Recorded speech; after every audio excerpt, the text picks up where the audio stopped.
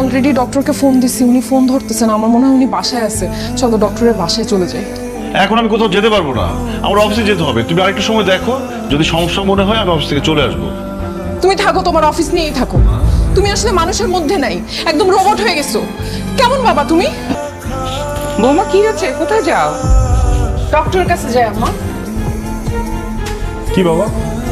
বৌমাকে এক্ষুনি ডাক্তারের কাছে নিয়ে যান। আমার এখন অফিসে যেতে হবে, প্রত্যেকদিন আমি লেট হয়ে যায়, আমার মিটিং আছে, আমি এখন ডাক্তারের বাসায় যেতে পারবো না।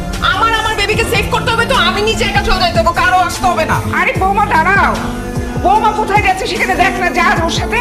আরে এতে চাকরি গেলে যাবে, সংসার আগে। বৌমার সাথে যাবি? ওই দেখো আবার দাঁড়ায় আছে, তাড়াতাড়ি যা। ঠিক আছে, অফিস টফিস আজকে বাদ, ডাক্তারের কাছে যাবো।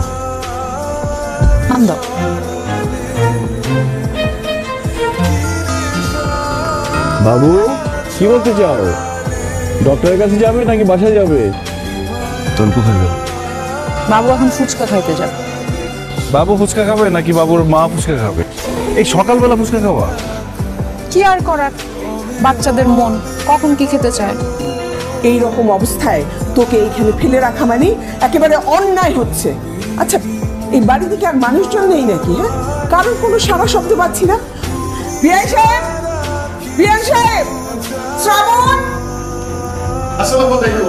বিআই সাহেব ভালো আছেন? ওয়ালাইকুম সালাম। আপনাদের কি আক্কেল জ্ঞান কখনো হবে না? আশ্চর্য, বাড়ি থেকে একটা কাজের মানুষ টানুষ কিচ্ছু রাখবেন না? আপনাদের কোনো আক্কেল নেই, আপনারা তো মানুষ না, অমানুষ একদম। থাক না আম্মু। অফিসে যাচ্ছি।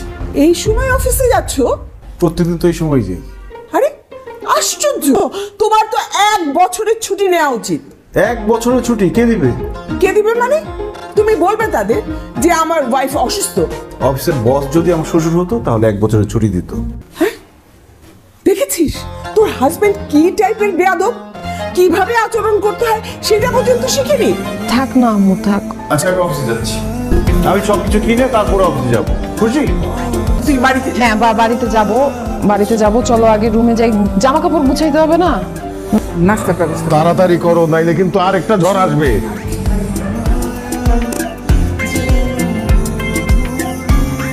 শ্রাবণ সাহেব নাকি? বসুন বসুন বসুন বসুন। Thank you sir. একটু লেট হয়ে গেল তাই না? কালকে থেকে হবে না। না না, এইভাবে বললে তো হবে না। আপনি এক কাজ করেন, আপনি আগামী দিনগুলিতে লেট করবেন, দেখাবেন, সেটা একটা লিস্ট করেন, লিস্ট করে আমাকে দেন। সরি স্যার, আর লেট হবে না, বাসায় একটু সমস্যা ছিল। আপনার যেমন বাসা আছে, বাসায় সমস্যা আছে। এই অফিসে যারা কাজ করে সবারই বাসা আছে। এখন সবার সমস্যা যদি আমার শোনা লাগে, তাহলে তো সবাইকে বাসায় বসিয়ে বসিয়ে বেতন দিতে হবে, তারপরেও নিজেকে অপরাধী মনে হবে। তাহলে আমার সমস্যাটা কত বড় আপনি নিশ্চয়ই বুঝতে পারছেন। আচ্ছা সামুল সাহেব, আপনার কাজের গতি এত স্লো কেন? স্যার আমি আমার গতিকে তাড়াতাড়ি পাল্টে ফেলি। বাহ, খুব ভালো। আচ্ছা, গতকাল এই ফাইলটা দিয়েছিলেন? ওয়ালাইকুম আসসালাম। 30টা নাম? এত নাম থাকলে তো ভুলে যাবো, কখন কোন নামে ডাকবো। আমরা ওকে প্রত্যেকদিন নতুন নতুন নামে ডাকবো। বাহ, আইডিয়াটা তো দারুণ। 30টা নাম কি কারো থাকে নাকি? আমাদের বেবির একটা নামই থাকবে, এটা ঠিক হয়। চলো। তুমি তুমি আচ্ছা, দুজন একসাথে। আচ্ছা ঠিক আছে, জায়গা হবে দুটো। চোখ বন্ধ করো। পূর্ণতা। শোনো, বিআইন সাহেবের তো মাথা ভীষণ গরম, ভালো মতো টেক কেয়ার করবা। আর বৌমাটিকেও খুব ভালো মতো টেক কেয়ার করতে হবে। আর জানোই তো টাপালটা অনেক কিছু খেতে চায়, যেগুলো ক্ষতিকর জিনিস সেই খাবার তাকে দিবা না। মেয়েটাকে খাবার দিবা না? হ্যাঁ, আপনি পুরাটা শুনেন না। আমি তাকে বলছি যে প্রেগনেন্ট অবস্থায় তো মেয়েরা উল্টাপাল্টা অনেক কিছু খেতে চায়, সেই খাবারগুলো দিতে মানা। তাহলে প্রেগনেন্ট অবস্থাতে কোন খাবার অস্বাস্থ্যকর আর কোন খাবার পুষ্টিকর?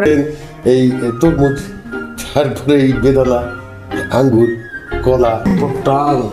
এইভাবে স্লিপ অফ টাং হয়ে কতবার কত অখাদ্য আমার মেয়েকে খাইয়েছেন বলেন তো? আমাদের নাতি নাতনি নাচতেছে, আমাদেরও তো খুশির ব্যাপার। আচ্ছা ঠিক আছে, বাদ দেন ওসব। আমার মেয়েকে একটা ডাব কেটে দেন। আপনাদের বাড়িতে ডাব নাই? আপনারা কি ধরনের মানুষ আমি তো বুঝতে পারছি না। আনলে এক কাঁদি ডাব নিয়ে আসবেন, যেন বারবার আপনাকে পাঠাতে না হয়। এত ঝামেলা নিয়ে আপনি চাকরিটা করছেন কেন? চাকরি ছেড়ে দেন, ঝামেলা সামলান। অফিসে আসার দরকার কি? স্যার আজকে অফিসে আসতাম না। বুঝতে পেরেছি, আগামীকাল আসতে 20 মিনিট লেট হবে, অথবা আজকে একটু তাড়াতাড়ি ছেড়ে দিতে হবে। যে কোনো একটার পাশে টিক চিহ্ন দিন। মানে আগামী মাসের বেতনটা আমি অ্যাডভান্স চাচ্ছিলাম। অ্যাডভান্স? এই মাসে বেতন পাবেন কিনা তার কোনো গ্যারান্টি নাই, আপনি অ্যাডভান্স চাচ্ছেন? শোনেন, আগামী মাসে আপনার বেতন থেকে 20% কাটাও যেতে পারে। তাহলে স্যার অ্যাডভান্সের দরকার নেই, আপনি পার্সোনালি আমাকে একটা লোন দেন। ঠিক করুন প্লিজ, যদি চাকরিটা বাঁচাতে চান প্লিজ। একা যাচ্ছ? শ্রাবণ আসুক বিকেল বেলা দিও মা। আমার এখনই যাইতে হবে, ইম্পর্টেন্ট। চল আপনার যাইতে হবে না, আপনার ছেলে কোনো কিছু নিয়ে কেয়ার করে না, আপনি যা কি করবেন। মা রাগ করে না, এই অবস্থায় রাগ করতে নেই। কি করবো মা, ঘরে বসে বসে তো আমার বাচ্চার ক্ষতি করতে পারি না আমি।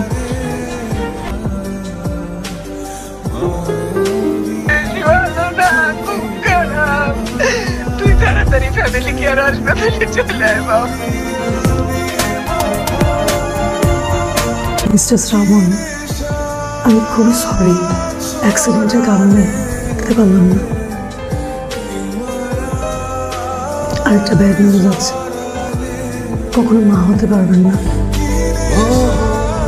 করে যাচ্ছে, আমি বলবো আপনার মেয়েকে নিয়ে একজন সাইকিয়াট্রিস্টের কাছে যান, ইনশাল্লাহ সব ঠিক হয়ে যাবে।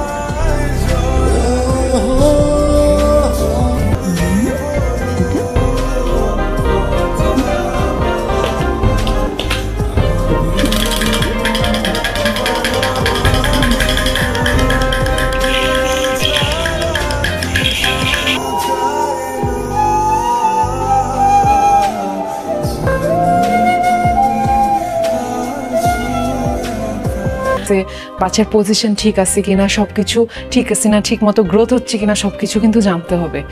আম্মুকে ফোন দিছিলাম, বললাম যে বাসায় আসো, সেখানে ফোন দিলে কান্নাকাটি করে।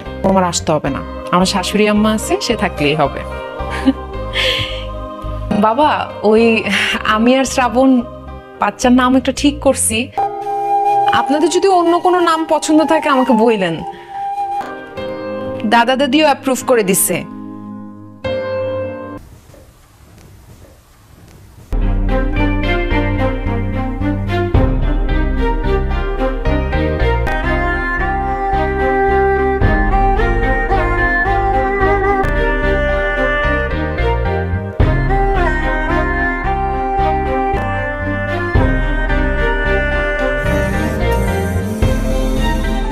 মোনার নারী জীবনের পূর্ণতা দেওয়ার জন্য ওর দিকে তাকিয়ে আমি ভুলে গেলাম।